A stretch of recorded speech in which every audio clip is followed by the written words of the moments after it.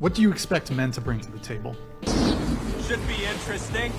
Integrity, clarity, consistency, strong connection to divinity, not necessarily religion, You don't know what words mean, do you? but some kind of purpose-based lifestyle, emotional availability, emotional maturity. No offense, but it sounds like some fucking commie gobbledygook. Gentlemen and gents, I have taken the liberty of taking this broad's rambling, incoherent malarkey and sent it to a team of intergalactic fry cooks in order to make sense of this garbled gibberish. They went ahead and ran what she said through an interocitor and just transmitted the results, and her 30-second long response to this fairly simple question has been translated to Chad. I will give you a moment to hide your shock. I know it, your family knows it. Dogs know it.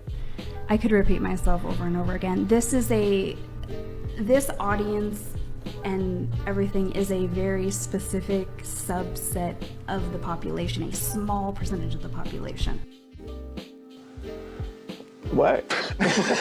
The more she tosses the word salad, the more she proves that she just wants Chad. She wants a dude who's over 6 feet tall, that makes a 6-figure income, that has a dong that would make most horses feel insecure, ripped like Jesus on a surfboard, is totally cool with financially supporting her illegitimate children, and will constantly reassure her that her god-awful neck tattoos will only look hotter as she gets older. I have to give credit to a woman who is dead set on dying alone, and my response to that is, why stop her? That's funny because it's so true. These are the things that I find so unattractive now in my 30s. Nobody cares, Sean. Nobody cares. Men who post consistently on social media. I don't understand that. Like, why? Why are you posting 24/7? That's a mystery. Woman, one of the many reasons why men post on social media is to find answers to difficult questions. Unless you have a better way of figuring out how much a building weighs, I'm all ears, you stupid broad. A nose ring. I know I have a nose ring. Sorry, both of us can't be having nose rings where we're connecting to one another like that. I mean, I want to connect, but not that deep.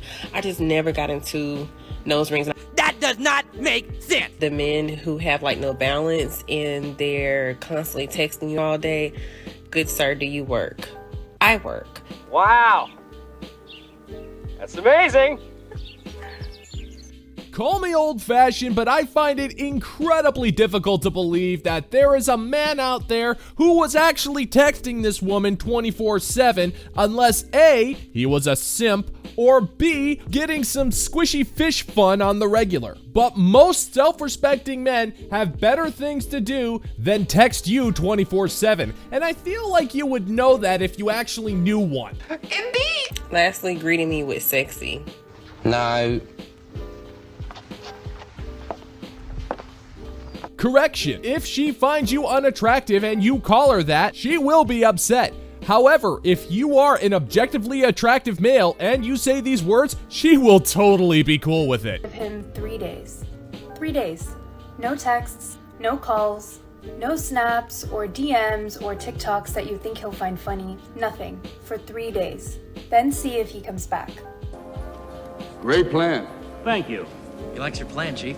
The revolution of obviously single women giving horrible dating advice on TikTok never gets old because these women find new and creative ways to completely alienate the men that they're dating. Please tell me, how, in the name of the space god Glorbachard's simmering butthole, does blatantly ignoring the guy you're dating improve anything in any capacity? Much like the aforementioned space god, I am all ears. Well, we're waiting. If you keep running back to him, he'll start expecting it. He'll start taking you for granted. Because he knows no matter what he does or how much he ignores you, you will always come back. That is without a doubt the dumbest thing I've ever heard. That's an absolutely magnificent idea. Completely alienate the guy that you're dating and don't have any communication with him whatsoever and completely force the ball into his court. This blatantly unnecessary scheme is on Wile E. Coyote levels of ridiculous. It truly is no wonder why men have completely given up on dating. You need not look any further than chicks like this. Checkmate. Dang. So this time, don't go back. Make him realize that you're serious. That if he doesn't reach out, he'll lose you. And what if he doesn't come back? Let me ask you this. Why would you want to be with someone who doesn't want you? Wow, that's fantastic work, man. You have the wisdom of a 6,000 or 7,000-year-old man. That's fantastic. We don't have to fill up the whole blackboard after all. The more I think about it, the more I'm convinced that single women are purposefully giving the worst dating advice they can think of to try to make all of the women around them as miserable as they are. And it's not outside the realm of irrational thought. Women will destroy each other over the last piece of cheesecake. There is no doubt in my mind that they would destroy perfectly good relationships simply because they're bitter. What do you think, gentlemen and gents? Is this a massive internet-wide conspiracy, or do I have just way too much time on my hands? I genuinely want to know, because at this point, I can't tell anymore. And that's gonna do it for today's video, gentlemen and gents. As always, if you find that my particular brand of comedy is bringing you to the brink of laughter, then why don't you scroll on down and click that like and subscribe button, ring the notification bell, and let's give the good old-fashioned middle finger to the YouTube algorithm. Thank you so much for checking out the new video, and until next time, peace out, homies.